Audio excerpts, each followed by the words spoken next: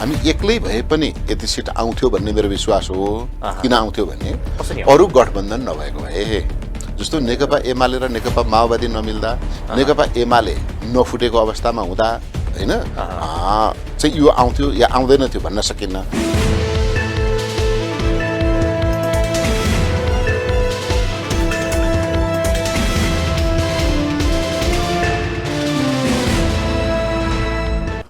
नमस्कार दर्शकवृन्द, कार्यक्रम चक्रव्यूहमा यहाँहरू सबैलाई हार्दिक स्वागत गर्न चाहन्छु। म हिमाल बस्नेत। आज हाम्रो कार्यक्रम हुनुहुन्छ नेपाली कांग्रेसका केन्द्रीय सदस्य मीन विश्वकर्मा। नेपाली कांग्रेसले यो पटकको स्थानीय तहको निर्वाचनमा सम्मानजनक मत प्राप्त गरेको छ। अघिल्लो पटक 2074 सालको स्थानीय तहको निर्वाचनमा 266 स्थानमा विजय प्राप्त गरेको नेपाली कांग्रेसले यो पटक भने 325 हाराहारी स्थानमा विजय प्राप्त गर्ने आकलन गरिएको छ। यसमा विशेष गरी 5 दलीय गठबन्धनको सहायताले यो स्थान प्राप्त गरेको भन्ने पनि भनाइ छ भने नेपाली कांग्रेसका नेताहरूको भनाइअनुसार नेपाली कांग्रेस एक्लै पनि यो मत ल्याउन सक्षम थियो भन्ने पनि छ। यता गठबन्धन भित्रैका नेताहरू या गठबन्धन भित्रैका दलहरू नेकपा एस लगायतका अन्य दलहरूले भने असन्तुष्टि व्यक्त गरेका छन् या नेपाली कांग्रेसले धोका दियो भनौँ या नेपाली कांग्रेसका मतदाताहरूले जुन ढङ्गले मत हाल्नु पर्थ्यो मत हालेनन् भन्ने उनीहरूको गुनासो पनि छ र नेपाली कांग्रेसका उम्मेदवारहरूप्रति जति विश्वास गरेर हामीले मत दियौँ तर नेपाली कांग्रेसले हामीलाई धोका दियो भन्ने उहाँहरूको गुनासो छ। यो सँगै नेपाली कांग्रेसले यो स्थानीय तहको निर्वाचनलाई कसरी समीक्षा गरिरहेका छन् या नेपाली कांग्रेस भित्रका नेताहरूको समीक्षा के छ, आज हामी यिनै विषयमा केन्द्रीकृत भएर कुराकानी गर्छौँ। सबैभन्दा पहिला म उहाँलाई कार्यक्रममा हार्दिक स्वागत गर्न चाहन्छु। स्वागत छ कार्यक्रममा। नमस्कार। आराम हुनुहुन्छ? ठिक छु। एउटा भनाइ छ नि, मौकामा चौका हान्नु भन्ने एउटा भनाइ छ। नेपाली कांग्रेसले यो पटक मौकामा चौका हानेकै हो? त्यो उक्ति चरितार्थ हुन्छ जस्तो लाग्दैन। मौकामा चौका चाहिँ कसरी हानिन्थ्यो भने गत पुस 5 गते भनेको योभन्दा अगाडिको 77 पुस 5 गते नेपाल कम्युनिस्ट पार्टी नेकपाको सरकारले संसद विघटन गरेपछि लगतै भएको चुनावमा एक्लै चुनाव लडेको भए त्यो बेला कांग्रेसले योभन्दा पनि राम्रो सिट ल्याउँथ्यो। त्यति बेला हामी मौकामा चौका हान्ने हुन्थ्यो। यति बेला मौका नै थिएन र मौका बनाएको पनि होइन र यसलाई बाध्यात्मक परिस्थितिमा बनेको गठबन्धनले बाध्यात्मक परिस्थितिको सरकार निर्माण गरेर र बाध्यात्मक परिस्थितिमा साझा उम्मेदवार बनाएर जाउँ भन्नका लागि बनाएको गठबन्धन भएको हुनाले यो कसैका लागि मौका होइन। तर तपाईहरु जसरी 5 दलीय गठबन्धन पनि बनाउनु भयो, यता नेपालमा कम्युनिस्ट पार्टीहरू यति बेला अलिक छिन्नभिन्न भएको टुटफुट भएको अवस्था पनि हो। त्यो बेलामा नेपाली कांग्रेसलाई गठबन्धन, त्यहाँबाट भएन कम्युनिस्ट पार्टी टुटफुट, यो त मौकामा चौकै भयो एउटा हिसाबले हेर्दा। यसरी हो, संसारमै विश्वमै कम्युनिस्ट पार्टीहरू जो व्यवहारमा आफ्ना कार्यक्रमहरू लागू गर्न सक्दैनन्, सिद्धान्त कार्यान्वयन गर्न सक्दैनन्, त उनीहरू सिद्धान्तमै झगडा गर्छन्, उनीहरू दर्शनमै झगडा गर्छन्, उनीहरू नाममा झगडा गर्छन्, उनीहरू संगठनको स्वरूपमा झगडा गर्छन्, कार्यदिशा र कार्यनीतिमा झगडा गर्छन्। त्यसैले कम्युनिस्टहरू संसारमै एक हुने त सम्भावनै छैन। नेपालमा पनि दर्जनौं कम्युनिस्टहरू छन्, कांग्रेस एक्लै छ हैन। अझ भन्ने हो भने दक्षिणपन्थी पार्टी यहाँ मुस्किलले 2-3 वटा छ हैन। लोकतान्त्रिक पार्टी कम्युनिस्ट पार्टी छान्ने विकल्प धेरै भए तर लोकतान्त्रिक पार्टी छान्ने विकल्प थोरै भन्दैछु।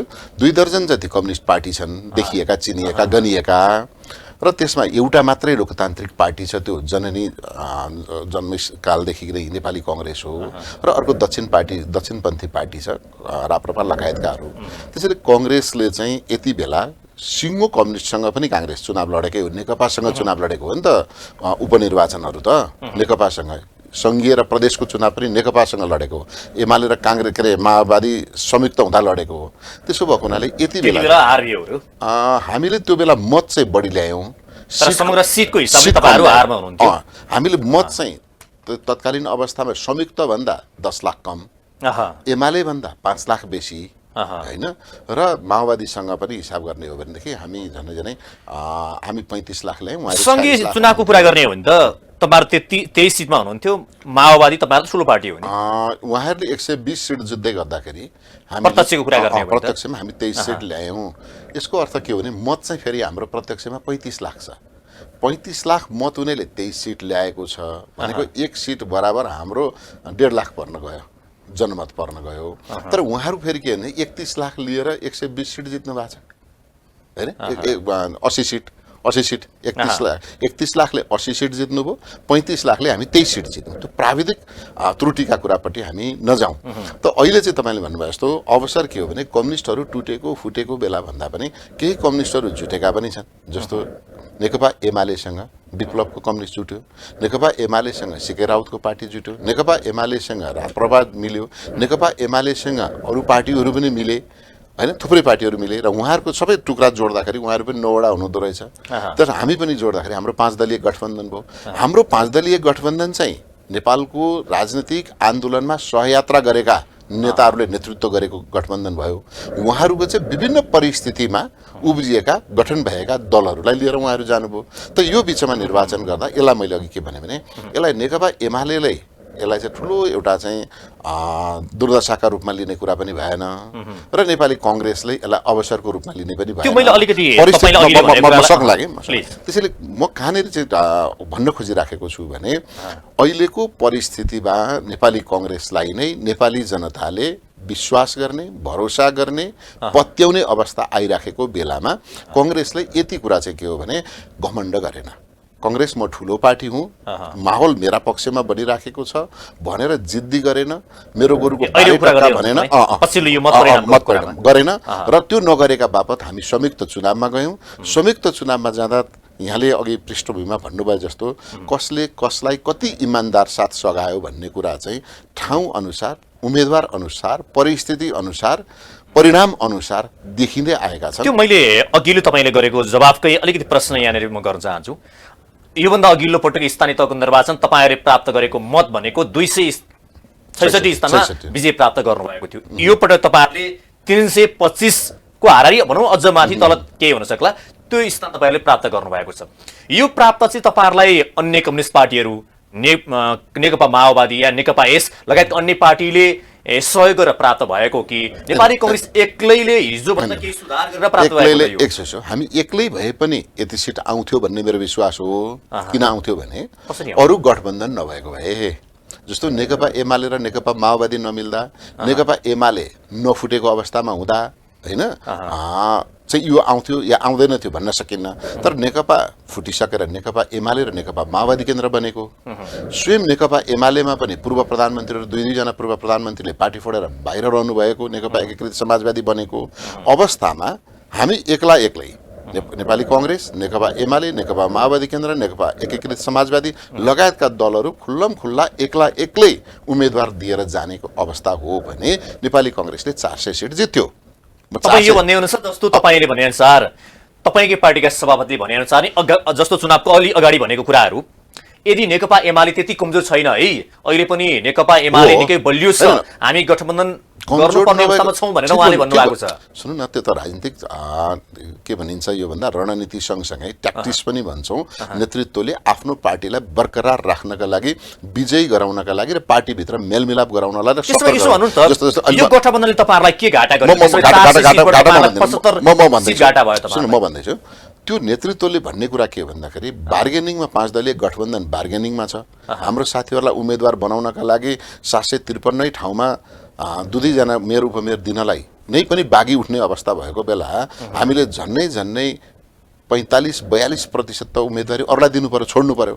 त्यो छोड्दाखेरि साथीहरुलाई, नेताहरुलाई पार्टीभित्र व्यवस्थापन गर्नका लागि, चित्त बुझाउनका लागि नेतृत्वले त्यो भाषा प्रयोग गर्नुभयो। त त्यो प्रयोग गर्दाखेरि पनि नेकपा एमाले साच्चै कमजोरै भइसकेको त रहन्छ नि त। अहिले पनि त देखियो नि, अहिले नेकपा एमालेको पोजिसन जे आयो त्यो त साच्चै धेरै कमजोर त होइन हैन। 9वटा दलको गठबन्धन देखाए पनि उहाँहरुसँग त अरु त धेरै साना दलहरु थिए, तपाईहरुको जस्तो मजबुत पहिलो दोस्रो तेस्रो चौथो थिएन हैन। केपी ओलीले भनेको जस्तो उहाँले म क्विन्टल हुँ, अरु चाहिँ केजीका ढकुन भन्नुभएको त उहाँसँग भएकाको भनेको हो नि त, हामीसँग भएकाको भनेको होइन। तर उहाँले चुनावमा के भन्नुभयो, हामी नेकपा एमाले क्विन्टलको ढक हो, बाँकी अरु 5 दलीय गठबन्धन केजीका 5 केजी हुन् भन्ने जस्तो गरी प्रयोग गर्नुभयो। उहाँले पनि आफ्नो पार्टीभित्र ढाडस दिनका लागि, उत्साह भर्नका लागि, निराशालाई चाहिँ उत्साहमा बदल्नका लागि भन्नुभयो। त्यसैले म कहाँनिर चाहिँ भन्न खोजेको भने नेकपा एमालेको अहिले छिन्न भिन्नको अवस्थामा, नेकपा माओवादी केन्द्र नेकपाबाट बाहिर निस्किसकेको अवस्थामा, एकीकृत समाजवादी बनिसकेको अवस्थामा सबै दलहरू एक्ला एक्लै गएको भए नेपाली कङ्ग्रेसले चाहिँ विभिन्न राजनीतिक परिस्थितिका कारणले, कङ्ग्रेस सरकारमा बसेर गरेका राम्रा कामका कारणले, कोभिड नियन्त्रण गरेका कारणले, अन्तर्राष्ट्रिय राजनीतिक सन्तुलन कायम गरेका कारणले, परराष्ट्र नीतिलाई सुमधुर बनाएका कारणले, नेपाली जनतामा आशा भरेको कारणले काङ्ग्रेस पहिलो पार्टी मात्रै होइन कि 753 मा बहुमत 52% काङ्ग्रेसले जित्यो। त्यो भनेको 400 सिटमा काङ्ग्रेस आउँथ्यो। तर अहिले हामी गठबन्धन भइसकेपछि घट्यो कि बढ्यो भन्दा त हामी उम्मेदवारी नै त 60% दियौँ, 42%, 45% जितेका छौँ। उम्मेदवारी नै हामीले 60 दियौँ नि त। तर कङ्ग्रेसले 100% उम्मेदवारी दिएको। तर तपाईहरु बीचको गठबन्धन भनेको त्यही 27-28% त भएको होला। 35% भन्दा बढी छ, 35% भन्दा बढी छ। र त्यसमा जस्तै भनौँ न महानगरपालिका, तपाईले समग्र भन्दै हुन्छ कि तपाईले भन्नुभयो नेपाली कांग्रेस एक्लै उठेको भए भनौँ प्रतिस्पर्धामा त अन्य सबै पार्टी हुन्थे। तपाईहरु जसरी अहिले गठबन्धनबाट सबैभन्दा ठूलो लाभ लियो भने नेपाली कांग्रेसले लियो भन्ने छ, उता नेकपा माओवादी केन्द्रले राम्रै लाभ लियो भन्ने छ, त्यो भन्दा बढी चाहिँ नेपाली कांग्रेसले लियो ताकि गठबन्धन नभएको भए नेकपा एमालेसँग प्रतिस्पर्धा गर्न नेपाली कांग्रेसलाई निकै हम्मे पर्ने रहेछ भन्ने किसिमको विश्लेषण थालेको छ। होइन, त्यो गर्न स्वाभाविक हो कि। तर म चाहिँ तपाईलाई के भन्छु भने म कङ्ग्रेसकै केन्द्रीय सदस्य पनि नभइकन राजनीतिक विद्यार्थी सम्झेर भन्ने हो भने यो निर्वाचन अगाडिको राजनीतिक ग्राफ चाहिँ हैन, ग्राफ कसको बढिराखेको थियो भन्दा नेपाली कङ्ग्रेसकै बढेको थियो। कङ्ग्रेसले भनेको लाइनमा मुलुक गइराखेको थियो, कङ्ग्रेसले भने अनुसार काम गरिराखेको थियो, अन्तर्राष्ट्रिय समर्थन कङ्ग्रेसलाई थियो, नेपाली जनताको आशा भरोसा कङ्ग्रेसप्रति वृद्धि हुँदै गइराखेको थियो।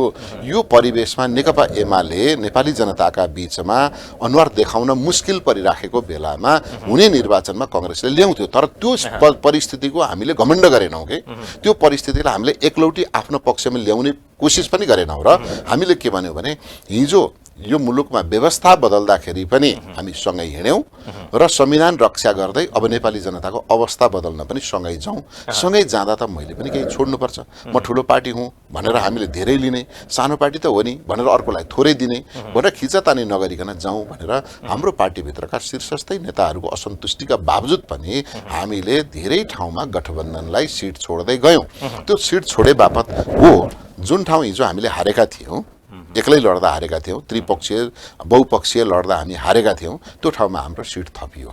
तर जहाँ हामीले हिजो 266 बाट आज 325 आयो, यो के कारणले आयो म भन्दैछु। मैले एउटा उदाहरण मेरो क्षेत्रको पनि दिन सक्छु। तर जुन ठाउँमा हिजो हामी एक्लै जितेका थियौँ नि त, त्यो ठाउँमा नि त हामीले हार्यौँ, गुमायौँ नि त।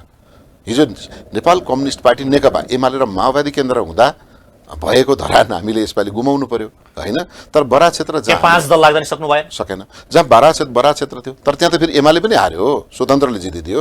भनेको विशेष परिस्थितिमा मात्रै हामीले धेरै ठाउँमा गुमाउनु पनि पर्यो र धेरै ठाउँमा हामीले प्राप्त नि गर्यौँ। र ती सबैलाई समग्रमा हेर्दाखेरि कङ्ग्रेसले विगतको भन्दा झन्नै 75-80 सिट थप्यो। यो के कारणले थपियो भन्ने प्रश्न मेजर प्रश्न हो। यो थपिनुमा म 3टा कारण देखाउँछु। एउटा त नेपाली कङ्ग्रेसको आफै पनि आफ्नो जनविश्वासको ग्राफ बढाएको हैन। दोस्रो गठबन्धनको स्वाभाविक हो, कहीँ हामीलाई 500 मत पुग्दैन थियो होला, अर्को पार्टीले थपिदियो, कहीँ 5000 मत पुग्दैन थियो होला, क्षमताअनुसार अरू पार्टीबाट आयो। र अर्को सँगसँगै कुरा के भने यो गठबन्धनले जित्छ भन्ने तेस्रो सेन्टिमेन्ट जुन बढ्यो, आखिर जित्नै यही हो भनेर हाम्रा उम्मेदवारहरूले मत प्राप्त गर्नुभयो। तर एउटा म भन्छु यहाँलाई है, जस्तै तपाईँलाई भन्छु, यो एमसीसी का विषयले पनि जनतामा केही न केही किसिमको चाहिँ कांग्रेस पार्टी भनौँ अन्य पार्टीप्रति अलिकति निराशा छाएको देखिन्थ्यो। र अहिलेको सरकारले गरेका कार्यहरू जस्तो अहिले पेट्रोलियम पदार्थको मूल्य हेर्नुहोस्, व्यापार घाटाको विषय गर्नुहोस्, यता अर्थतन्त्रको विषयहरू हेरौँ, यावत विषयमा पनि सरकारप्रति सन्तुष्ट हुने ठाउँ छैन नि हेर्नुहोस्। त्यसले गर्दा सरकारका प्रति नागरिकहरू त्यति धेरै सन्तुष्ट देखिँदैनन् तपाईँले भनेअनुसार। तर तपाईँले भनेअनुसार यो सिधा बाहिरबाट हेर्दा चाहिँ गठबन्धन नै हो कांग्रेसले प्राप्त गरेको मत, अरू कुनै आधार छैन कांग्रेसले प्राप्त गर्ने। यसरी बुझौँ, गठबन्धन पनि हो, गठबन्धन मात्रै चाहिँ होइन। मैले अघि पनि भने ल ठिकै छ हैन, राष्ट्रिय राजनीतिको परिस्थितिलाई अलि नकारात्मक बाटोमा गइराखेको हाम्रो अर्थतन्त्र, तपाईले भनेको अहिलेको 400 यो कुराकानी म आउँदैछु हैन, हाम्रो राष्ट्रिय राजनीति अलिकति वितृष्णायुक्त भइराखेको, हाम्रो अन्तर्राष्ट्रिय सम्बन्धमा चाहिँ केही स्थितिमा सुधार आइराखेको, अनि हाम्रो अर्थतन्त्र धराशयी अथवा कमजोर बन्दै गएको, मूल्य वृद्धि भइराखेको, यो जर्जर परिस्थितिमा पनि त दलहरू त उनै दलहरू हुन् नि त। रातारात कांग्रेसले गर्दाखेरि अर्थतन्त्र बिग्रेको पनि होइन, 44 महिना केपी शर्मा ओलीले चाहिँ सरकार चलाउँदाखेरि 70 वर्षमा जम्मा 6 खर्ब ऋण नेपालले लिएको अनि 44 महिनामा 9 खर्ब थपेको भनेपछि अहिले 16 खर्ब हालेर अहिले 16 खर्ब पुग्यो 9 छ 15 16 खर्ब तपाईँहरूले पुगेको। थपेको चाहिँ हामी एक अर्ब खर्ब जतिको अहिले आएको छ। त्यो हेर्दाखेरि के देखिन्छ भने अर्थतन्त्र धराशयी त विगतमै बनेछ। तर यो सर विश्लेषण तपाईँहरूले नि घटाउने भन्दा थप्ने काम गर्नुभयो। होइन घटाउने ऋण घटाउने कुरा त तिर्ने नै हो, लगानी गर्ने हो। गरिब मुलुकले ऋण त घटाउँदैन नि त, ऋण त बढेको बढे नै जाने हो। तर मात्रै मेरो भनाइ के हो भने जम्मा 70 वर्षमा चाहिँ ऋण लिँदाखेरि होइन 2008 देखि ऋण लिन थाल्यौँ, 70 वर्षमा 6 खर्ब हुने अनि 44 महिनामा 9 खर्ब हुने भनेको त यो त अत्यास लाग्दो हो नि त। त्यो स्थिति त ओली सरकारले बनाएछ। आज व्यापार घाटा या देशको अर्थतन्त्र यो अवस्थामा पुग्नु चाहिँ अघिल्लो सरकार आउँदाखेरि यो स्थिति थिएन। जसो हुन त तपाईँले भन्नुहुन्छ हिजो गरेका गल्तीका परिणाम आज आउँदैछन् भन्नुहुन्छ, तर कसरी चल्थ्यो म तपाईँलाई आज देखिएको छ यही सरकार हुँदा भइरहेको छ नि त। सुन्नु म भन्दैछु ल, यो सरकार नबदलेको भए ओली सरकारले 16 खर्बको वित्तीय व्यवस्थापन भनेको ऋण कसरी तिर्थ्यो होला त? एकछिनलाई भने मूल्य नघटाउने, आयात नरोक्ने, आयात रोक्ने, आयात रोकेपछि कर घट्थ्यो, उत्पादन थिएन, देश कसरी जान्थ्यो त भन्दाखेरि अनि ब्याङ्कहरूमा तरलताको अभाव झन् बढेर जान्थ्यो। किनभने करप्सन चाहिँ एकदम दक्षिण एसिया मात्रै होइन एसियाकै करप्टेड प्राइम मिनिस्टरको रूपमा उहाँ चाहिँ ट्रान्सपरेन्सी इन्टरनेसनलले गरेको सार्वजनिक गरेको छ। भनेपछि त ती सबै अवैध पैसाहरू कहाँ जान्थे त भन्दाखेरि औपचारिक ठाउँबाट बाहिर जान्थे। औपचारिक ठाउँबाट बाहिर गइसकेपछि ब्याङ्कहरू टाट पल्टिन्थे होइन, अर्थतन्त्र धराशयी हुन्थ्यो। प्रधानमन्त्री स्वयं तपाईँका सरकारका मन्त्रीहरूले गरेको कार्यका प्रति सन्तुष्ट हुनुहुन्न कतिपय सन्दर्भमा होइन? होइन प्रधानमन्त्री अहिले म भन्छु प्रधानमन्त्री अर्थमन्त्रीका विषयमा लिएर नि कतिपय विषयमा बहस पनि भयो।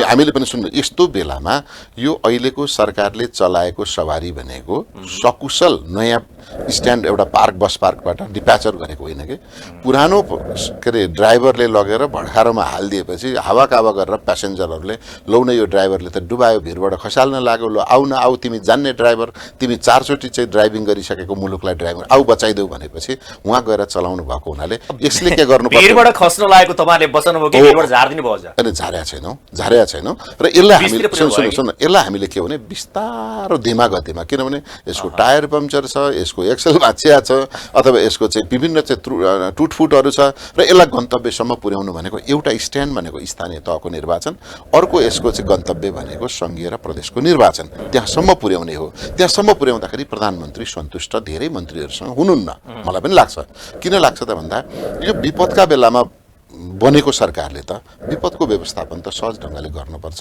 त्यो जनताले थाहा पाउनु हुँदैन। जनताले थाहा तपाईँको गठबन्धनका बारेमा अलिकति प्रश्न गर्न चाहन्छु। त्योभन्दा अगाडि अब कहिलेकाहीँ खेलाडीले खेलिरहँदाखेरि कहिलेकाहीँ पेनल्टी पाउँछ, त्यसलाई कतिले मिस्टेक गर्छन्, कति सट्टै गोल पनि हाल्छन्। तर यो एउटा ढङ्गले बहस गर्ने हो भने काङ्ग्रेसले पेनल्टी पायो, गोल दायाँ बायाँ मिस्टेक गरी सर्लकै छिटायो, सिधा यो भाषा प्रयोग गर्दा मिल्छ कि अलि मिल्दैन। मैले अघि पनि भने पुस 5 गते 2077 5 गते भए हामी पेनाल्टी गर्थ्यौँ। अहिले हामीले के गरेका हौँ भने त्यो हुन्छ नि 15 मिनट 3 मिनट थप्ने, नभएपछि ड्र भएपछि 5 मिनट 10 मिनट 15 मिनट थपेर खेलेरै जितेको हो। यो चाहिँ पेनाल्टी हाने होइन। यो पेनाल्टी हान्न चाहिँ पुस 5 गते भएको भए हामी पेनाल्टी हान्थ्यौँ। हाम्रो पार्टी सभापति तत्कालीन सभापति अहिलेका प्रधानमन्त्रीले भनेकै पनि हो। तर काङ्ग्रेस निर्वाचनबाट भाग्दैन, तर मुलुक के गयो भन्दा संविधान विपरीत हुने निर्वाचनलाई गैर कानुनी निर्वाचनमा भाग नलिने भन्ने जनलहर बन्यो।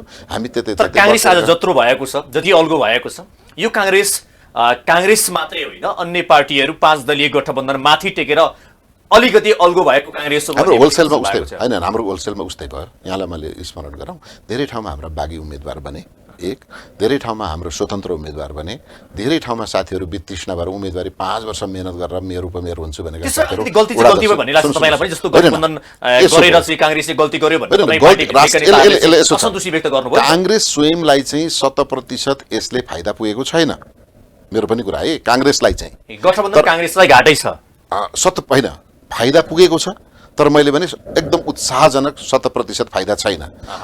नहुनुभन्दा हुनु राम्रो भएको छ। तर काङ्ग्रेसले कोही पनि गठबन्धन नगरेको अवस्थामा भन्दा यो गठबन्धन राम्रो छ, किनभने काङ्ग्रेसभन्दा बाहिर रहेका नेकपा माओवादी केन्द्र, नेकपा एकीकृत समाजवादी, जनता समाजवादी पार्टी, राष्ट्रिय जनमोर्चा गएर एमालेसँग मिसिदिएको भए त फेरि हाम्रो अवस्था त 74कै हुन्थ्यो होइन। त्यो दृष्टिकोणले हेर्दाखेरि के भन्यो भने अन्त गएर मिसिएर हामीलाई कमजोर बनाउनु भन्दा हामीसँग मिसिएर हामी थोरै बलियो भयौँ एक। तर हामी तपाईँले भन्ने पनि त अहिले 400 सिट ल्याउँछ भन्नुभयो। म भन्दैछु त म भन्दैछु तपाईँहरूको मेरो अलिकति यहाँ कुरा मिलिरहेको छैन। म के भन्दैछु भने म कहाँनिर भन्दैछु भने हामी 400 सिट ल्याउँथ्यौँ कस्तो बेलामा यी 5वटा दल पनि एक्लै पुष्प पनि नजाउँ नेकपा नेपाली कांग्रेस एक्लै, नेकपा एमाले एक्लै, नेकपा माओवादी केन्द्र एक्लै, एकीकृत समाजवादी एक्लै, जनता समाजवादी पार्टी एक्लै अथवा प्राकृतिक ढंगले सबै दलहरू निर्वाचन आयोगमा दर्ता भएका दलहरू गठबन्धन नगरिकन र गर्दाखेरि पनि तपाईले भनेको कुरा मैले बुझेँ अहिले चाहिँ बुझेँ नगर्दा पनि गरिहाल्दाखेरि पनि यस्ता मेजर दलहरूको गठबन्धन नभइकन कांग्रेससँग सँगसँगै एमालेसँग प्रतिस्पर्धा, माओवादीसँग प्रतिस्पर्धा, अरू सभासँग प्रतिस्पर्धा गर्ने हो भने कांग्रेसले ट्याक्राकै 400 सिट कटाउँथ्यो। त्यसो भए नि तपाईले ती प्रश्न गरे जवाफ पनि दिनुस् न। त्यसो भए कांग्रेस अब अन्य पार्टीसँग गठबन्धन नगरिकन 400 सिट ल्याउन सफल हुन्थ्यो भने गठबन्धन किन गरेको त भन्ने प्रश्न उभियो नि त यहाँ। म उत्तर किन गरे के को लागि गठबन्धन र म उत्तर दिँदैछु। हामीले के गर्यौं भने फेरि हामीसँग गठबन्धन नभएर अहिले जस्तो गठबन्धन नभएर यही दलहरू 4वटा दलहरू फेरि एमालेसँग मिसिएको भए हाम्रो फेरि एमालेको अवस्था हुन्थ्यो। त्यहाँपट्टि तपाईहरुले त्यो त सत्य हो। अलिकति दूरदृष्टिले हेर्नु भएछ हैन? सिधा दूरदृष्टि हैन, यो त ओपन सेक्रेट हो नि, ओपन सेक्रेट हो हैन, यो खुल्लम खुल्ला छ। त्यसो भएको हुनाले हामीले के गर्यौं मैले भन्न खोजेको भने गठबन्धन गरे बापत हामी कहाँ प्राविधिक रूपले सिट संख्या बढ्ने नै हो, जति बढ्नु पर्थ्यो त्यति बढेन हैन। जस्तो धेरै जिल्लामा हामीले एक्लै जितेका सिटहरू पनि गुमाउनु पर्यो हैन। कतिपय ठाउँमा त हामीले जस्तो विराटनगर मेयर उपमेयर जित्दै थियौं, अब त्यहाँ हामी एमाले आउने भयो हैन। अरू सिट ठाउँहरुमा धेरै ठाउँमा त्यस्तो रह्यो। त्यसै कारणले मैले अहिले भन्न खोजेको कुरा के भने कांग्रेसले गठबन्धन गरेर सिट संख्या चाहिँ 266 बाट 325 को हाराहारीमा पुर्याउने भए तापनि नेपाली कांग्रेसमा रहेका पुराना आस्थावान धेरै नेता साथीहरू चाहिँ गठबन्धनका कारणले बाहिरिएका छन् हैन। त्यो बाहिरिनुको कारणले के भयो भन्दा हाम्रो धेरै ठाउँमा पार्टीलाई क्षति पनि त गर्ने, पार्टीलाई क्षति पनि अन्तर्घात भयो। अन्तर्घात भयो भन्नुस् सिधा, किनकि भएको कुरा बाहिर आइरहेको छ। अन्तर्घातै नभइकन केही साथीहरू त चुप लाएर बस्नु पर्यो नि त हैन, पीडाबोध गरेर त बस्नु भएको छ नि त। ती पीडाबोध गरेर बस्ने साथीहरू धन्न मलाई के लागिराखेको छैन, पार्टी नछोडिदिनुस्, अन्त नगइदिनुस्। किनभने पार्टीमा यस्तो घटनाहरू आउँछ यो ठुलोमा बृहत राष्ट्रिय राजनीतिक उद्देश्य बोक्दा कहिलेकाहीँ हाम्रो स्थानीय उद्देश्य र व्यक्तिगत उद्देश्यहरू चाहिँ ओझेलमा पर्छन्। त्यसो भएर म यहाँको लोकप्रिय कार्यक्रम मार्फत अपिल पनि गर्छु। तर अहिले के हो भने फेरि हामीले सँगसँगै के चाहिँ प्राप्त गर्यौं भने बृहत राष्ट्रिय राजनीतिक एकता, संविधानको रक्षाका लागि, व्यवस्था र विधिको रक्षाका लागि, नेपाली जनताको स्वाधीनताको रक्षाका लागि र समृद्धिका लागि फेरि हामी एक ठाउँमा बस्नलाई सफल भयौं। यो चाहिँ ठुलो कुरा हो। जसरी हामी 64 को चुनावमा कांग्रेस चाहिँ एकदमै नराम्ररी पराजय भोग्यो, तर हामीले मुलुकलाई द्वन्द्वबाट शान्ति प्रक्रियामा त लग्यौं नि त। 74 को चुनावमा हजुर गठबन्धन भित्रकै पार्टी नेकपा यसका नेताहरू तपाईकै सिटमा आएर के भन्दै हुनुहुन्थ्यो भने अब खोला तर्न सबैजना तर्नु भन्न खोजेको हो, सबै मिलेरै जाउँ भन्न खोजेको, तर खोला तर्ने क्रममा उहाँहरू मात्रै या कांग्रेस र उहाँहरूको इङ्गित चाहिँ माओवादी मात्रै खोला तर्नु भयो, हामीलाई चाहिँ पुलबाटै झारिदिनु भयो भन्ने उहाँहरूको असन्तुष्टि छ हैन। उहाँहरूको हामी पनि त्यो ठाउँमा भएको भए सायद त्यस्तै हुन्थ्यो होला। हामीलाई के अनुमान थियो भने देखेको मात्रै हो नि त, छुट्टिएको त थिएन। नेकपा एमालेबाट छुट्टिएर आउँदाखेरि उहाँहरू ठुल्ठुलो नेताहरू जति आउनुभयो, 2टा पूर्व प्रधानमन्त्री आउनुभयो, पार्टीको चाहिँ ठुलै नेताहरू आउनुभयो भन्ने लागेको थियो। तर पछि 10 विदेशसहित 10 जना त फर्किनुभयो। फर्किसकेपछि त्यो पार्टीमा उहाँहरूलाई के लाग्यो भने जम्मै मका आउँछन् भन्ने एउटा विश्वास थियो, त्यो भएन। अर्को कुरा यहाँ आइसकेपछि हामीलाई पनि इमानदार साथ सघाउँछन् भन्ने थियो। अब यसमा भाषा त्यो उचित होला या नहोला, तर के हुने रहेछ भने पोजिसन हेर्दै जाँदाखेरि कांग्रेस पुरानो ठुलो पार्टी, यसको आफ्नै उडामा पनि टिकट नपाएर बागी उठ्ने अवस्थामा रहेको पार्टीसँग अरू 5वटा पार्टी मिसिँदाखेरि जाने भोट चाहिँ हामीलाई कार्यकर्ता साथीहरूले, जिल्लाको नेता साथीहरूले भनेको कुरा के थियो भने होइन कांग्रेसको 25,000 मत छ हैन, एकीकृत समाजवादीको अन्दाजले 1500 होला। अब 1500 लाई चाहिँ 30,000 पुर्याएर जिताउने कि अब 25,000 मा चाहिँ उहाँहरूले 26,500 बनाएर जिताउने हो, के गर्ने हो, गाह्रो हो भन्नुभएको थियो। त्यही परिणाम स्वरूप धेरै ठाउँमा एकीकृत समाजवादीका नेताहरू धेरै ठाउँमा पराजित हुनुभयो। त्यो कारण दुःख- तपाईँले मलाई पनि दुःख भनिहाल्नु लाग्यो। सिधा उहाँहरूको भनाइ चाहिँ जसरी हामीले विश्वास गरेर काङ्ग्रेस या माओवादीका उम्मेद्वारलाई भोट हाल्यौँ तर काङ्ग्रेस या माओवादीबाट विशेष गरी काङ्ग्रेस होइन, भन्नुभएको धेरै- छ काङ्ग्रेसको भोट हामीलाई आएन भन्नुभएको छ यो होइन, सत्य त्यसो हो? छ, त्यसो छ। सत्य हो कि होइन, होइन? म भन्दैछु धेरै ठाउँमा काङ्ग्रेसले गठबन्धनलाई दिल खोलेर मत हालेनन् र धेरै ठाउँमा गठबन्धनका दलहरूले काङ्ग्रेसलाई पनि दिल खोलेर मत हालेनन्। तर त्यो हामीलाई फेरि वास्तविकतालाई हामीले स्वीकार पनि गरेका छौँ। तर तपाईँले स्वाभाविक भन्दाखेरि हो। कतिपय ठाउँमा देखिन्छ क्या उम्मेद्वार काङ्ग्रेसको उम्मेद्वार त्यही ठाउँमा विजय प्राप्त गरेको छ या नेकपा एस या माओवादीको पराजित भएको छ होइन, मेरो- भनिसके पछाडि त उनीहरूले काङ्ग्रेसलाई भोट हालेछन् काङ्ग्रेसका होइन, यसरी जान्नु पनि सक्छ। काङ्ग्रेसले भोट हालेछ होइन, भने त होइन, देखियो यसो छ, त। धेरै सिटमा काङ्ग्रेस ठुलो पार्टी पुरानो पार्टी भएकोले धेरै सिटमा काङ्ग्रेसले त्यसरी जितेको हुनाले झ्वाट्ट देखियो। तर म आफै एउटा भुक्तभोगी छु। सुनसरी क्षेत्र नम्बर 1 धरान उपमहानगरपालिकामा माओवादीसँग हामीले गठबन्धन अथवा 5 दलीय गठबन्धन गऱ्यौँ। 5 दलीय गठबन्धन गर्दाखेरि एकीकृत समाजवादीको वडाध्यक्ष हार्नुभयो होइन, त्यहाँ एमाले जित्यो। अनि काङ्ग्रेसको मेयर हार्नुभयो, जहाँ कि नेकपासँग एक्लै लड्दा जितेको मेयर हार्नुभयो होइन। त्यहाँ माओवादीको उपमेयर चाहिँ अत्याधिक मतले जित्नुभयो। माओवादीको उपमेयरले ल्याएको जतिको मत हाम्रो मेयरले ल्याएको भए मेयर पनि जित्थ्यो होइन। र जहाँ जहाँ उहाँहरूको बाहुल्य जस्तो देखिन्छ त्यो ठाउँमा हामीलाई कम मत आएको महसुस हामीलाई पनि भएको छ। तर देशैभरि मेरामा जस्तै भयो होला भनेर मैले आरोप लाउन मिलेन।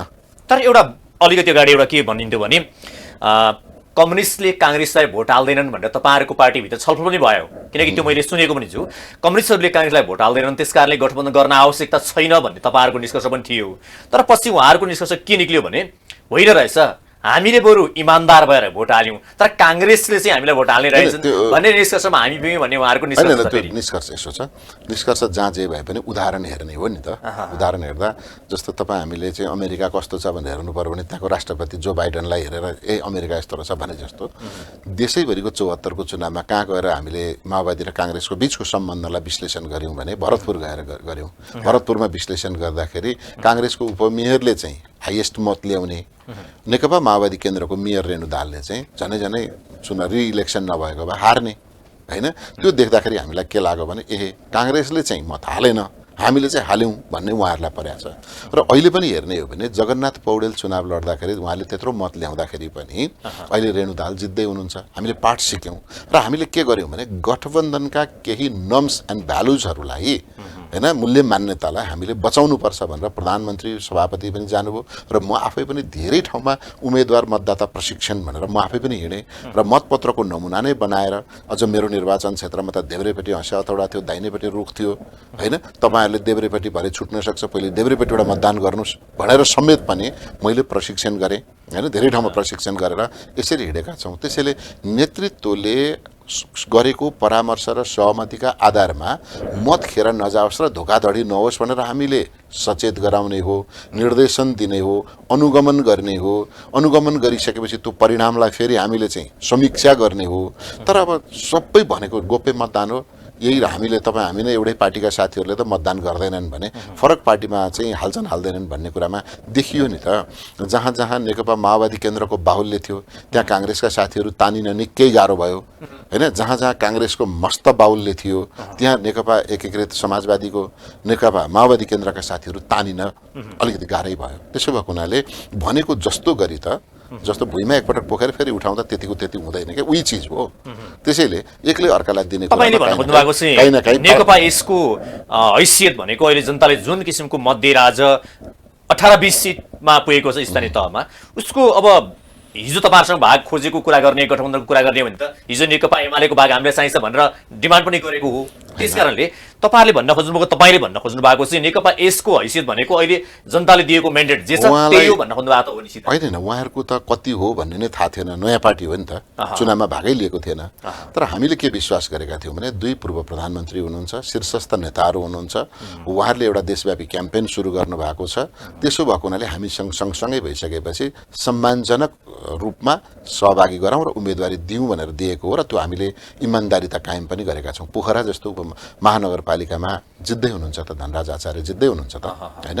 अब त्यो हेर्दाखेरि त नेपाली काङ्ग्रेसका 2टा महानगरपालिका होइन समाजवादीको एउटा महानगरपालिका, माओवादी केन्द्रको अर्को महानगरपालिका र अर्को समाजवादीको अर्को महानगरपालिका त हुँदैछ त एउटा स्वतन्त्रमा गयो। समग्रमा भन्दाखेरि चाहिँ तपाईँहरूले गठबन्धनलाई जसरी मजबुत बनाउन खोज्नु भएको थियो एक ढङ्गले भन्ने हो भने एउटा खेमाले काङ्ग्रेसभित्रबाट गठबन्धन आवश्यक छैन भनिरहेको थियो, तर यसलाई अझ मजबुत बनाएर तपाईँहरूले तलै तहसम्म वडासम्म लान खोजिरहनु भएको थियो। सायद जति मजबुती बन्न सकेन। यसो छ, मिल्दैन यो त, न विचार मिल्छ, न सिद्धान्त मिल्छ, न कार्यशैली मिल्छ, न व्यवहार मिल्छ, न इतिहास मिल्छ, न त्यो स्वार्थ होइन। त्यो स्वार्थ के हो भने त्यो पनि पार्टीगत वा व्यक्तिगत वा नेतागत होइन, त्यो बृहत राष्ट्रिय राजनीतिक हितको स्वार्थ हो। मैले अघि पनि भने, किनभने केपी ओलीले त्यो चाहिँ फेरि कस्तो भयो भने हिजो तपाईँले सरकार बनाउनु भयो, किनकि सरकार चाहिँ संसद 2 बाट बिगड्नु भयो, त्यतिको सरकार बनाउँछौँ ठिकै थियो, चुनावमा जाने कुरा चाहिँ स्वार्थै हो, अरू केही पनि होइन भन्ने। स्वार्थ चाहिँ यसकारण हो, म तपाईँलाई भनौँ, राजनीति भनेकै स्वार्थ नै हो होइन। राजनीति के हो भनेर भनौँ भने निश्चित भूभागमा बसोबास गर्ने मानिसहरूको सामूहिक सौदाबाजी नै राजनीति हो भन्छ। सामूहिक स्वार्थको सौदाबाजी राजनीति हो भन्छ। सामूहिक सौदाबाजी, कलेक्टिभ बार्गेनिङ हो।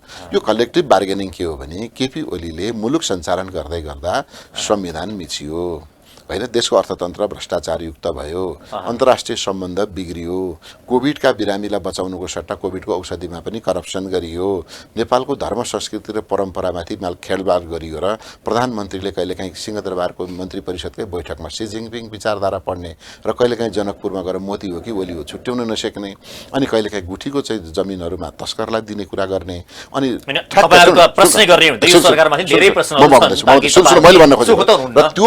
त्योबाट काङ्ग्रेस त अपोजिसनमा थियो, ढुक्कैले बसेको थियो, चुनाव पर्खेरै बसेको थियो, तर तीभित्र रहेका नेताहरू आत्तिएर अतालिएर बाहिर आइसकेपछि हामीले के भन्यौँ भने संविधान जोगाउनका लागि, अन्तर्राष्ट्रिय सम्बन्धको रक्षा गर्नका लागि, अनि नेपाली जनताको स्वाधीनता र मौलिक अधिकारको रक्षा गर्नका लागि, नेपालको धर्म संस्कृति र परम्पराको चाहिँ हरेक परम्परा मान्ने मानिसहरूको आफ्नो मौलिक अधिकारको रक्षा गर्नका लागि बनाऊ भनेर बृहत राष्ट्रिय राजनीतिक उद्देश्यका साथ बनेको हुनाले मैले अघि भने कसले कति सिट जितो या हारो भन्नुभन्दा पनि हामी एउटा राजनीतिक उद्देश्य प्राप्तिमा हामीले जितेका छौँ। त्यसैले अब सँगै भित्रको राजनीतिक जे कुरा तपाईहरुको एजेन्डा त्यति पुरा भयो भन्ने हो,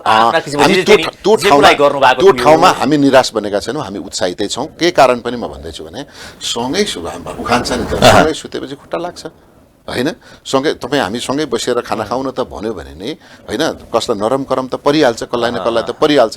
कहीँ पूर्वतिर को निर्वाचन गर्दै जाँदा माओवादी साथीहरूलाई धोका भयो होला, कहीँ भोट कम आएको महसुस भयो होला, कहीँ निर्वाचन जस्तो मेरै निर्वाचनमा कङ्ग्रेसलाई कम मत आएको महसुस मलाई भएको छ, तर मैले त्यसलाई एजेन्डा बनाउँदिनँ। तर समग्रमा भन्यो भने तपाईँले भन्नुभयो, तर तपाईँलाई स्वीकार गर्न गाह्रै होला, तैपनि सरकार बनाउँदासम्म ठिकै थियो ताकि तपाईँले भन्ने गरेको या संविधान ध्वस्त बनाउने या संसद विघटन गर्नेका विरुद्ध तपाईँहरूले बनाउनु भयो भन्नुभयो, त्यो पनि त्यहाँसम्म तपाईँहरूले आफ्नै ढङ्गले सुन्नु भयो। त्योभन्दा पछाडिको अवस्थामा हेर्ने हो भने चाहिँ पार्टी ठुलो बनाउनको लागि गठबन्धन गर्ने त हो नि, पार्टी ठुलो बनाउनको लागि ताकि अहिले तपाईँले भन्नुभयो विचार मिल्दैन, सिद्धान्त मिल्दैन, कार्यदिशा मिल्दैन, एजेन्डा मिल्दैन, केही मिल्दैन, तर मिल्छ एउटा तपाईँहरूको पार्टी ठुलो बनाउने, आफ्नो पार्टीको अस्तित्व जोगाउने भनेको त स्वार्थ भयो नि त यहाँनिर होइन, सिधा होइन। यसो छ, बृहत राष्ट्रिय राजनीतिक उद्देश्य प्राप्ति गर्दा कङ्ग्रेस लगायतका पार्टीहरू ध्वस्त हुन्थे भने हामी त गर्दैनथ्यौँ, हो कि भनौँ। पार्टी सिद्धिएर त बृहत राष्ट्रिय राजनीतिक एकता भन्ने विषय नै बन्दैन थियो नि, तर हामीले के भन्यौँ भने पार्टी पनि बचाउँदै, पार्टीको अस्तित्वलाई पनि जोगाउँदै, पार्टीको चाहिँ सङ्गठन विस्तार पनि गर्दै र यसको शक्ति र चाहिँ क्षमतामा विकास पनि गर्दै राष्ट्रिय राजनीतिक एकताका लागि अगाडि बढाउन भन्दाखेरि त्यो चाहिँ विन विनको अवस्था बन्यो। त्यो विन विनको अवस्थामा हामीले सरकार पनि बनायौँ, विन विनको अवस्थामा साझा नीति तथा कार्यक्रम ल्यायौँ, साझा बजेट ल्यायौँ। अब निर्वाचनमा जाँदा उहाँहरू चाहिँ भन्नुहुन्छ हामी सबै जित्ने भनेर गठबन्धन गऱ्यौँ, तर हामी हार्यौँ, उहाँहरू जित्नु भन्ने उहाँहरू यसो छ। हामी 11 जना फुटबल खेल्नलाई सँगै जाउँ भन्दा सबैले पालो गोल हान्नु भन्न त सकिन्न नि त होइन। अवसरमा दौडमा जो छ बराबरी खेल्ने भनेर क्षमतावान भनेरै 11 जना छानिन्छ नि त, तर गोल त त्यहाँ 11 जना मध्ये कसैले 3 गोल हानिसकेका हुन्छ, कसले छुन नि पाए हुँदैन। त्यो त परिस्थितिको भर पर्छ। जस्तो हामीलाई पनि दुःख लागेको छ, ठुल्ठुलो नेताहरू कङ्ग्रेस गोल हान्ने अवसर हुँदाहुँदै पनि उसले गोल हान्न नदिएर अर्कालाई दिएको पनि हुनसक्छ कहिलेकाहीँ, दिने अवसरै हुँदैन, सेकेन्डमा हान्ने हो त्यो होइन, सेकेन्डमा हान्ने हो। मेरो साथी आउँदैछ, त्यो मेरो सम्झौता छ, बिहान त्यसलाई मैले गोल हान्न दिन्छु भनेको थियो, बिचरा ऊ परबाट कुदेर आउँदैछ, छोडिदिन्छु भनेर पाइन्छ र पाइँदैन नि त, अर्को लागिहाल्छ नि। त्यसैले गर्दाखेरि पनि के हो भने म भनेको त विराटनगरमा नेपाली कङ्ग्रेसको मेयर उपमेयर जित्थ्यो, तर हामीले के गर्यौँ, गठबन्धन गऱ्यौँ, उपमेयर गुमाउनु पर्यो। होइन। धरानमा हामीले विगतमा मेयरै जितेको थियौँ, तर अहिले हामीले मेयर गुमाउनु पर्यो। के गठबन्धन गरेर गुमाउनु भएको कि अनि गठबन्धन भन्दाखेरि पनि गठबन्धन भित्रको त्यहाँको जनताले गठबन्धन रुचाएन? होइन, त्यहाँ अर्कै परिस्थिति बन्यो। गठबन्धन रुचाएन, ठिक भन्नुहोस्, तपाईँले भन्नुभयो। किनकि विचार नमिल्नेहरू त्यहाँ स्वतन्त्र रूपले अर्को उम्मेदवार बनिदियो। यसरी गठबन्धन गर्न आएका छन्। यो भनेको स्वार्थ केन्द्र हो भने त्यहाँका जनताले होइन, बुझे। त्यसले के देखिन्छ भने विभिन्न प्रकृतिका प्रतिक्रियाहरू देखिन्छन् निर्वाचनमा, विभिन्न प्रकृतिका। कहीँ उम्मेदवारप्रतिको प्रतिक्रिया, कहीँ विचारप्रतिको प्रतिक्रिया, कहीँ गठबन्धनप्रतिको प्रतिक्रिया, कहीँ विकाससँग जोडिएका प्रतिक्रिया, कहीँ राजनीतिक दर्शनसँग जोडिएका प्रतिक्रिया, कहीँ आफैभित्रको वितृष्णाले पनि त्यो परिस्थिति जन्माउँछ। त्यसैले निर्वाचनको परिणामलाई ठ्याक्कै योसँग मिलेका कारणले जित्यो वा योसँग मिलेका कारणले हार्यो, यो कारणले बढी सिट आयो, यो कारणले कम आयो भन्नुभन्दा पनि समग्रमा तपाईँसँग आजको यो संवादको निष्कर्ष चाहिँ म के निकाल्छु भने कङ्ग्रेसले कोही कसैको गठबन्धन नभएको भए योभन्दा राम्रो सिट जित्थ्यो। गठबन्धन गर्दाखेरि अरूसँग नभइकन हामीसँग भएको हुनाले हामीले धेरै सिट जित्यौँ र हामीसँग भएका गठबन्धनमा आबद्ध दलहरूले पनि अपेक्षित रूपले परिणाम प्राप्त गर्नुभएको छ। यो सुखद पक्ष हो। म अलिकति तपाईँले भनेकै कुरा अलिकति समग्र, तपाईँले समग्र भन्नु, म समग्र भन्छु है त। तर जसरी आज भन्छ नि काङ्ग्रेस जस्तो रहेन, कम्युनिस्ट जस्तो रहेनन्, या राजावादी या राजतन्त्रको एजेन्डा लिएर हिँड्नेहरू पनि आफ्नो एजेन्डामा छैनन् भन्ने छ। त्यस हिसाबले हेर्ने भने अहिलेको गठबन्धन हेर्नुहोस् न, तपाईँले अहिले पनि भन्नुभयो कम्युनिस्ट र राजावादी बिचको गठबन्धन, काङ्ग्रेस र कम्युनिस्ट बिचको गठबन्धन, यो त स्वार्थ मिल्दा जे जस्तो जहाँ पनि गठबन्धन गर्न मिल्दो रहेछ नखोजेको चाहिँ के हो भने आज आफ्ना सिद्धान्त आफ्ना नीतिलाई प्रश्न लिएर त्यसैको अगाडि हिँड्ने पार्टीहरू चाहिँ नेपालमा छैनन् भन्दा तपाईँ इमान्दार नेता होइन। म इमान्दार पनि छु, पार्टीमा नडराइकन यो कुरा पनि राख्छु र मैले चाहेको कुरा पनि के थियो भने हामी कोही पनि गठबन्धन नगरिकन विचार र सङ्गठनका आधारमा जनताका बीचमा जाउन भन्ने परिस्थिति रहेन के। नरहिसकेपछि चाहिँ हामी मात्रै एक्लो बृहस्पति त झुटो हुन्छ। एक्लो बृहस्पतिले सबै कुरा धान्ने कुरा त आएन। त्यसो भएको हुनाले हामीले के गर्यौँ भने आखिर जोसुकैले पनि गठबन्धन गर्दैछन् भने हामी सरकारमा भएका दलहरू जुन उद्देश्यका लागि एक ठाउँ बसेका थियौँ त्यो उद्देश्य अर्को निर्वाचनसँग सँगै जाउँ भन्ने यो हाम्रो बाध्यता के भन्छ रहर होइन, राष्ट्रिय आवश्यकता हो। त्यसैले हामीले बार बार भनेका छौँ हाम्रो राष्ट्रिय राजनीतिक आवश्यकताका आधारमा हामीले गठबन्धन गरेका हौँ। त्यसैले यो विचार मिलिहाल्ने, पार्टी एक गराइहाल्ने, एकपटक हामी सँगै बसिहाल्यो, लु अब जिन्दगीभर सँगै बसौँ भन्ने अवस्था होइन। त्यसैले आउने निर्वाचनसम्म, सङ्घ र प्रदेशको निर्वाचनसम्म सँगै जाने वाचाबन्धनका साथ सरकारमा सँगै, स्थानीय निर्वाचनमा सँगै र आउने संसदीय निर्वाचनमा सँगै जाने स्थिति छ। त्यसमा अहिलेको परिणामले बिगार्छ कि भन्ने जुन आशंका छ त्यो आशंका चाहिँ मलाई लाग्छ आशंका गर्नुपर्ने स्थिति छैन। हामी सबै ठाउँमा सन्तोषजनक परिणाम आछ। अर्को विषय, अब जसरी स्वतन्त्र उम्मेदवारले विजय प्राप्त गरेको पछिल्लो रेकर्ड हेर्दाखेरि तपाईँले अहिले पनि भन्नुभयो काठमाडौँ महानगरपालिकाको लिडको हिसाबले जुन अहिले बालेन शाहले जुन अग्रता कायम गर्नुभएको छ, तपाईँले भनिहाल्नुभयो धरानमा त्यही अवस्था भयो, विराटनगरमा त्यस्तै अवस्था छ, अब धनगढी उपमहानगरपालिकामा त्यही अवस्था छ। यो समग्र हेर्दाखेरि अलि सहर केन्द्रित मतदाता या नागरिकहरू अलिक सचेत हुन थालेछन् र आम पार्टीहरूका क्रियाकलाप र ती नीति र ती कार्यक्रमलाई कार्यान्वयन गर्ने विषयबाट जनताहरू वाग्दिक भएछन् र अब स्वतन्त्र उम्मेदवार खोज्न थालेछन् भन्ने निष्कर्ष निकाल्न सकिन्छ। तपाईँलाई म एकदम बुझ्ने भाषामा उदाहरण दिन्छु। तपाईँलाई जतिसुकै महँगो दाम परेको भए पनि एउटै कोट एकै जोर जुत्ता सधैँ लगायो भने आफैलाई पनि दिक्क हुन्छ होइन। बरु तपाईँलाई के हुन्छ भने सस्तो नै दामको होस्, परिवर्तन खोज्नुहुन्छ, चाहनु कम्फर्टेबल छ भने कम्फर्टेबल होइन, जिन्दगीभर त लाउँदैन, लाग्दिनै पछि आज भोलि पर्सि जँदैभरि त लाउँदैन। हामी प्रत्येक हप्ता होइन, हामीलाई याद छ घरमा बसेको बेला घर सफा गर्ने क्रममा कहिले पलङ उता सारिन्छ, कहिले टिभी यता सारिन्छ, कहिले यता सारिन्छ, के का लागि भन्दा घर बदल्न नसक्ने भएको हुनाले हाम्रो रुमको ढाँचा बदलिदिन्छौँ त्यो नौलोपनका लागि, त्यो नयाँपन आफूले प्राप्त गरेपछि नयाँ ऊर्जा र उत्साह भर्नका लागि। राजनीतिक दलहरूले पनि आफूलाई परिमार्जन गरेनन् भने, कार्यशैलीमा पुनर्विचार गरेनन् भने, निर्णय प्रक्रियामा पुनर्विचार गरेनन् भने र बजारमा बढ्दो जनमत जस्तो यसपटक नै हामी भनौँ करिब 40 लाख मतदाता थपिएका थिए। 40 लाख मतदाता कस्तो प्रकृतिबाट कस्तो अपेक्षाबाट आउँदैछन् भन्ने त हामीलाई थाहै थिएन। हामी कहिले गर्दैथ्यौँ 74 को निर्वाचन हेरेर 79 को उम्मेदवार तोक्दैथ्यौँ होइन। तर त्यो बिचमा 78 साल वैशाख 30 गतेसम्म के अरे चैत्र 30 गते 78 साल चैत्र 30 गतेसम्म 18 वर्ष पुगेका मानिसहरू मत हाल्दैछन् र तिनी के चाहन्छन् भन्ने बारेमा त हामीले कहिले विश्लेषणै गरेनौँ, खोज अनुसन्धान नै गरेनौँ।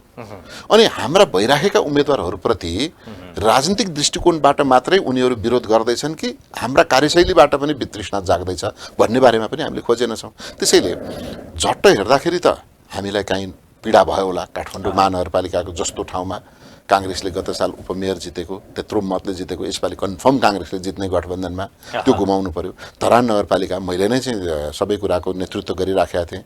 धरान उपमहानगरपालिका जित्नु पर्यो। म एउटा समीक्षा गर्दाखेरि तपाईँले म एउटा गरी तपाईँलाई भन्न चाहन्छु, धरानको कुरा गरिहाल्नुभयो। धरानमा तपाईँ आफै खट्नु भएको थियो, धरानमा तपाईँ जिताउनको लागि 5 दलीय गठबन्धन लिएर जानुभएको थियो। तर एउटा स्वतन्त्र उम्मेदवार, त्यो पनि आफ्नो उसको टिम छैन। म यसमा प्रश्न गरौँ, तपाईँ अलि जवाफ दिनु होला है। स्वतन्त्र उम्मेदवार, उसको टिम पनि छैन, उसले एक्लै जनतालाई आफ्ना एजेन्डा बुझाएर पनि तपाईँहरूको 5 दलीयको त्यत्रो जत्थालाई पनि परास्त पार्यो भनेपछि त्यहाँको जनताले विकल्प खोजेछन् नि। म भन्दैछु होइन, घोषणा पत्र भन्दा पनि घोषणा पत्रप्रति जस्तो अहिले तपाईँ हामी रेस्टुरेन्ट गयौँ भने हामी मेनु पढ्दैनौँ। यत्रो किताब हुन्छ तर मेनु पढ्दैनौँ र वेटरलाई बोलाएर भाइ यो पसलको स्पेसल आजको के छ त्यो ले, यहाँ छिटो र मिठो हुने चिज के ले भन्छौँ नि त। किनभने हाम्रो निड्स चाहिँ छिटो पनि चाहिएको छ, मिठो पनि चाहिएको छ, सस्तो पनि चाहिएको छ। तर होटलवाला यत्रो मेनु बनाएर बसेको हुन्छ, मेरो होटलमा यति भेराइटिज पाक्छ भनेर होइन। तर एक गरेर मागो भने उसकामा हजुर यो 20 मिनट लाग्छ, यो 1 घन्टा लाग्छ, यो आज बन्दैन, यो बन्न छोडिसक्यो, यसको कुक छैन भन्छ नि।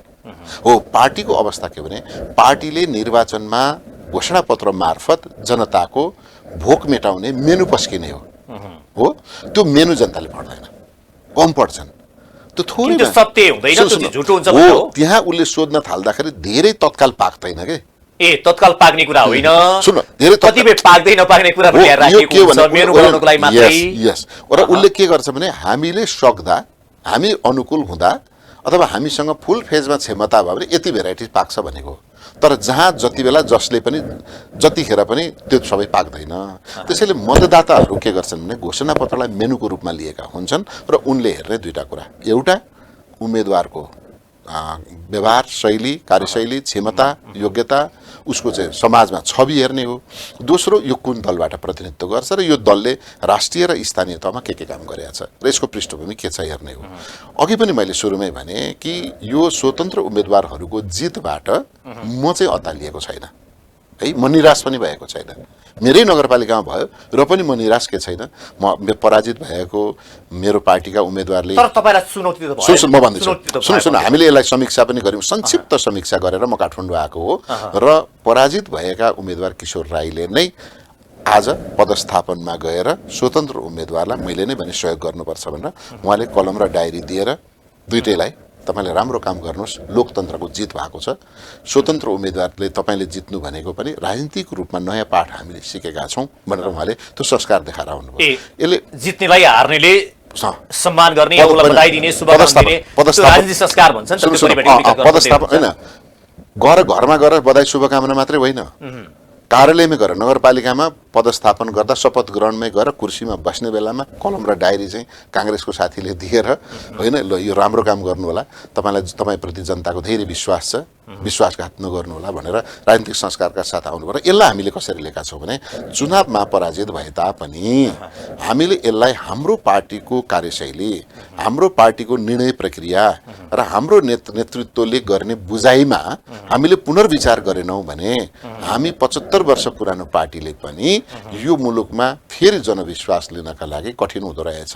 त्यसैले जब लोकतन्त्रमा दलप्रति जनताको वितृष्णा हुन्छ त्यो बेला दलीय व्यवस्था खतरा हुन्छ, अप्ठ्यारोमा पर्छ। यसले अलिकति केही सङ्केत ताकि 4-5 ठाउँमा जसरी स्वतन्त्रले जिते पछाडि दलहरूलाई केही खतरा त भयो नि, केही चुनौती त भयो। खतरा भन्दा पनि सिर्जना भयो, चुनौती पनि भयो र उनीहरूले हामीलाई के सङ्केत गरे भने कम क्षतिमा हामीले ठुलो पाठ सिक्यौँ। त्यो पनि हो, तपाईँहरू सुध्रिने भए सुध्रिनुहोस्, होइन भने हामी स्वतन्त्र उम्मेदवारलाई नै तपाईँहरूको अहिले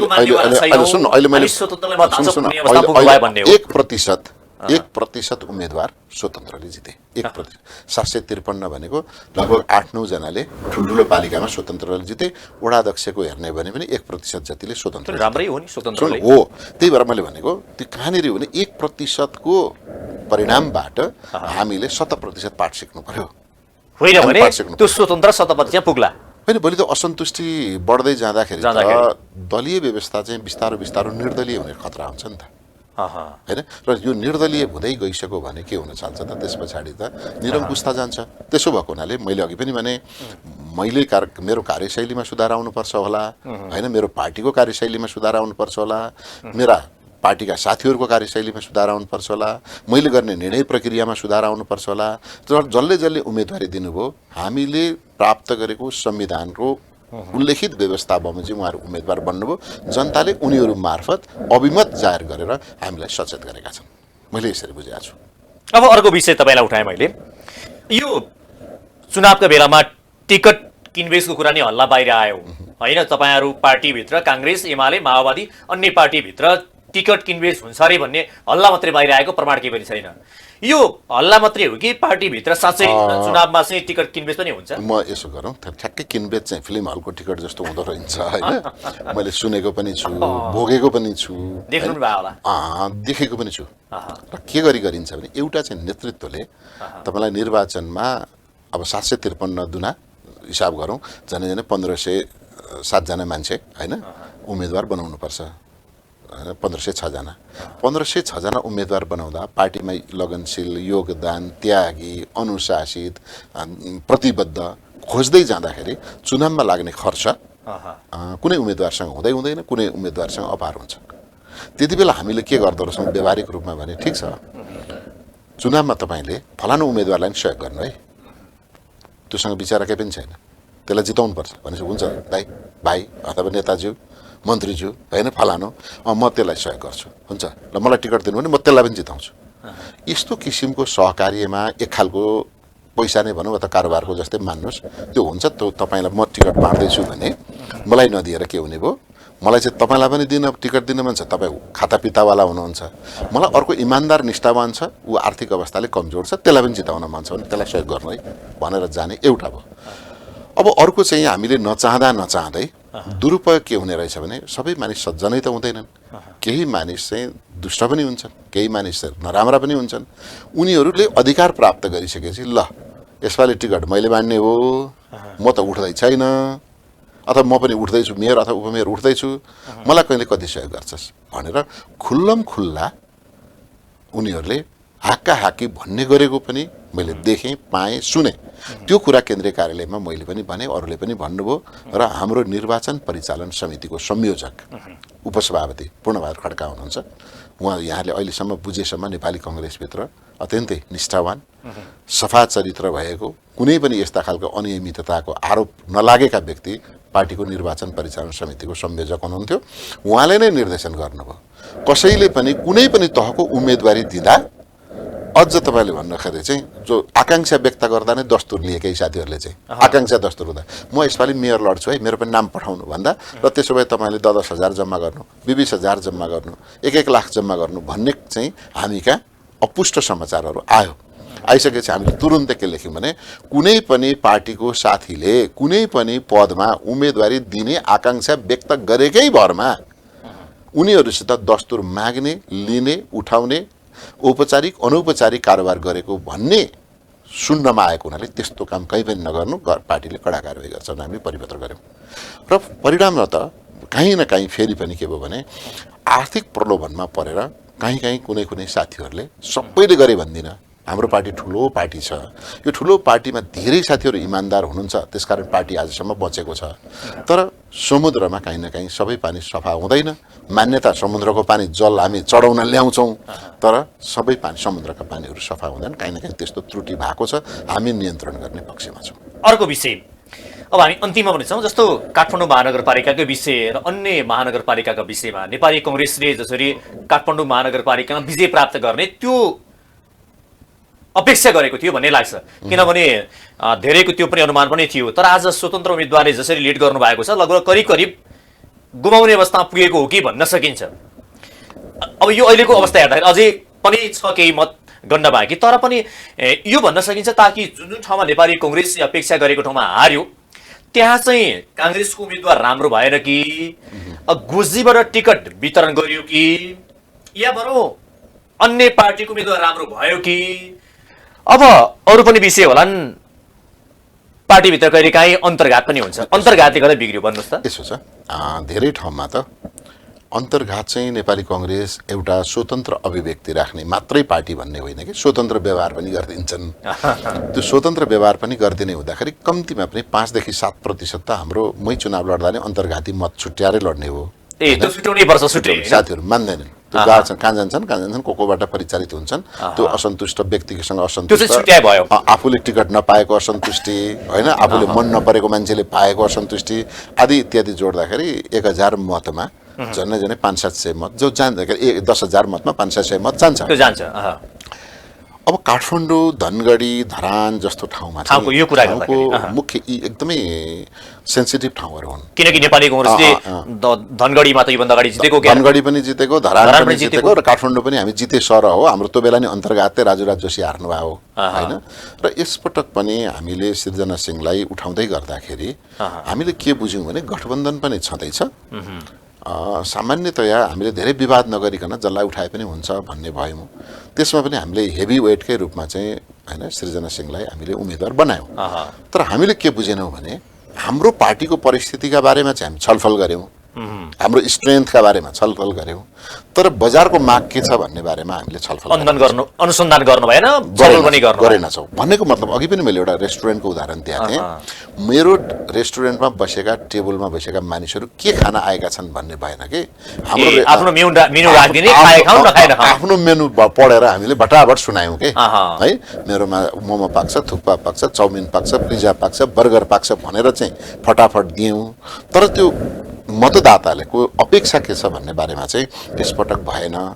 भनेको मतलब सिधा भन्दा बाहिरीबाट चाहिँ के अनुसन्धान भएको छ भने काठमाडौँ महानगरपालिकामा जसरी कांग्रेसबाट उम्मेदवारी दिनुभएको जो हुनुहुन्छ उहाँ चाहिँ भन्दा अरू पात्र उठाइदिएको भए कांग्रेसको यो अवस्था रहँदैनथ्यो भन्ने अनुमान छ। गलत उम्मेदवार भयो भन्ने उम्मेदवारै ठ्याक्कै उम्मेदवार गलत हो भने व्यक्तिको बारे होइन, सुन म भन्छु मागको अनुसार कुरा त्यही त मागको अनुसार चाहिँ गलत भयो। व्यक्ति त आफ्नो चरित्र कुरा गर्नु मिल्दैन किनकि उहाँ राम्रै मान्छे भन्ने छ बाहिरमा। यसो छ, वास्तवमा काठमाडौँका जनताले नयाँ टेस्ट लिन पाएनन्। खास कुरा चाहिँ हिजो अस्ति जे पाकिराखेको थियो त्यही हामीले पस्क्यौँ कि, बुझ्नु भने फेरि मेरो कुरा, जे पाकिराखेको थियो हामीले त्यही पस्क्यौँ। कस्टमरले अथवा चाहिँ ग्राहकले के गर्यो, यो त मैले हिजो अस्ति नै खाइराखेकै हो भनेर ऊ नराम्रै भए पनि अर्को खानामा गयो। त्यसैले के हुँदो रहेछ हामीले गर्ने भन्दाखेरि मैले पाठ सिक्यौँ पनि भनेको कुरा चाहिँ अब हामीले उम्मेदवार प्रत्येक 5 वर्षमा उम्मेदवार पस्किँदा जनताको मतदाताको अपेक्षा र स्वाद अनुसार पस्किने कि नपस्किने, जनताको विषयमा पनि गम्भीर भएर बहस गर्नुपर्छ। अब आयो 6 महिनापछि संसदीय निर्वाचन हुँदैछ। अब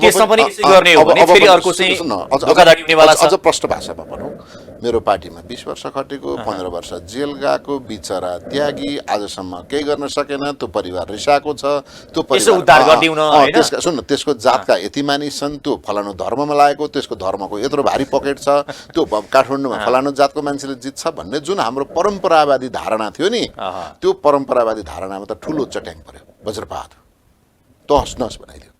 तपाईँले हेर्नुहोस् न, एकजना मधेसी मूलको युवा इन्जिनियर, त्यो राजनीति शास्त्रको विद्यार्थी पनि होइन, काठमाडौँमा साँच्चै भन्यो भने मधेसलाई हेर्ने दृष्टिकोण जे थियो, हिजो रामवरणलाई त राष्ट्रपति हुँदाखेरि कतिपटक अपमानित हुनुपर्ने अवस्थामा एकजना बालेन शाह, मधेसी शाह आएर सबै मान्यताका ती जालोहरू झुरुम टुटाइदिए नि त।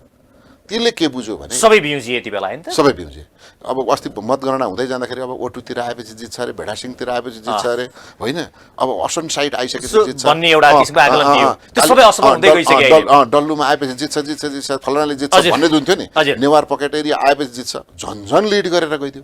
अनि यसले के देखाउँछ भने मैले भन्न खोजेको अब मानिस जातको बन्धनमा, अब मानिस धर्मको बन्धनमा, अब मानिस भूगोलको बन्धनमा, अब मानिस राजनीतिक सिद्धान्तको मात्रै एउटा केन्द्र पक्रिएर अब मान्छे बस्नेवाला छैन। अब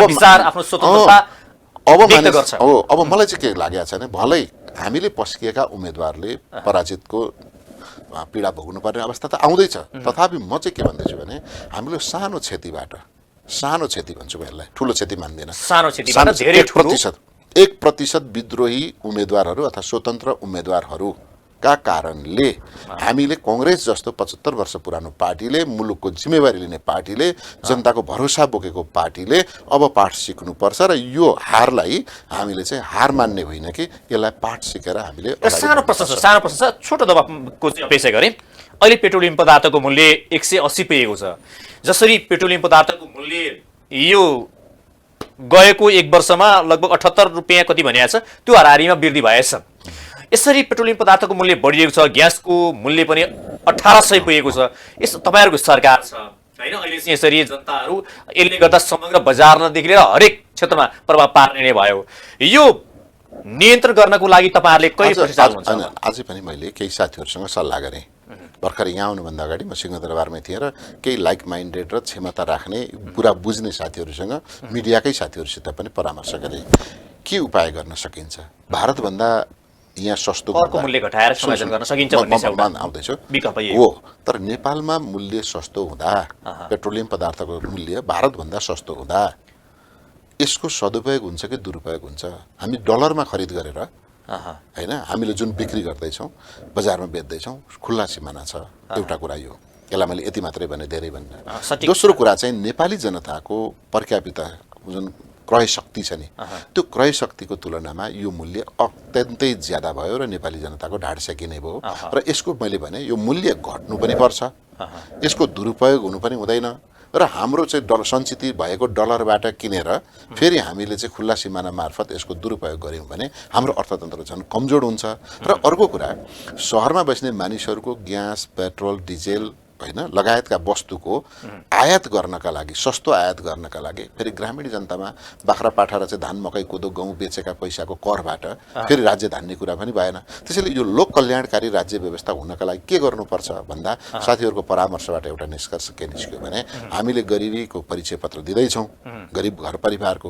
त्यसैले भारतमा जस्तो, हिन्दुस्तानमा जस्तै हामी पनि गर्न सक्छौँ। भारतमा पनि मूल्य त बढेको हो, तर त्यहाँ चाहिँ घटाइएको छ अझ 10 रुपैयाँ। हैन, अहिले भने त्यहाँ मूल्य बढेकोमा चाहिँ भारतको र हाम्रो कर कटौती गरेर घटाइएको छ। अहिले पनि मलाई लाग्छ 30 देखि 40 रुपियाँ पेट्रोलियम पदार्थको मूल्य भारतमा बढी छ। हामी भारतबाटै ल्याउँछौँ, तर हाम्रो देशको जुन सम्झौता छ, सो सम्झौताको आधारमा हामी सस्तो बेच्छौँ। भारत बराबर बनाउन पनि सक्दैनौँ र अहिले भइराखेको भन्दा घटाउँदा के हुन सक्छ?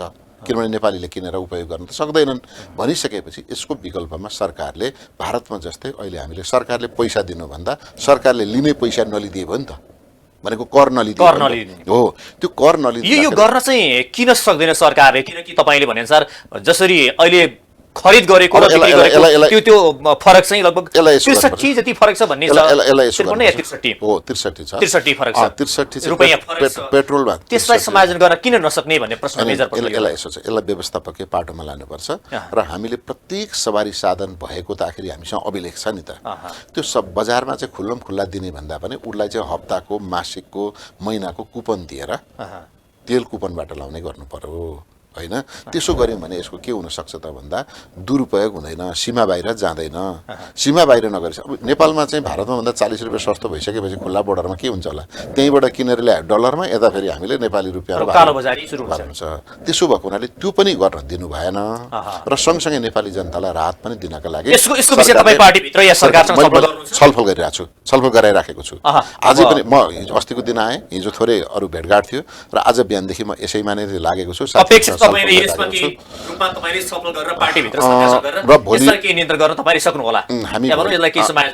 गर्नुपर्छ। यसलाई गरेन भने पेट्रोलियम पदार्थको मूल्य वृद्धि हुन बित्तिकै सबै कुरामा वृद्धि हुन्छ र सहरमा बस्ने मानिसहरूलाई नगद परिचालन सजिलो होला। तर गाउँमा त 1 सिलिन्डर ग्यास किन्नका लागि महिनाको तलबबाट र चाहिँ व्यापारको हिसाब किताबबाट कटौती गर्नुपर्ने हुन्छ। त्यसो भएको हुनाले जनताको घरमा चुलो सहजै बल्ने अवस्था ल्याउने जिम्मा सरकारको, राज्यले अभिभावकको भूमिका गर्नुपर्छ। कार्यक्रम आइदिनु यहाँलाई धन्यवाद छ धेरै। आज हाम्रो कार्यक्रम हुनुहुन्थ्यो कांग्रेसका केन्द्रीय सदस्य मीन विश्वकर्मा। आजको कार्यक्रमको निर्धारित समय सकिएको, मलाई पनि बिदा दिनुहोस्।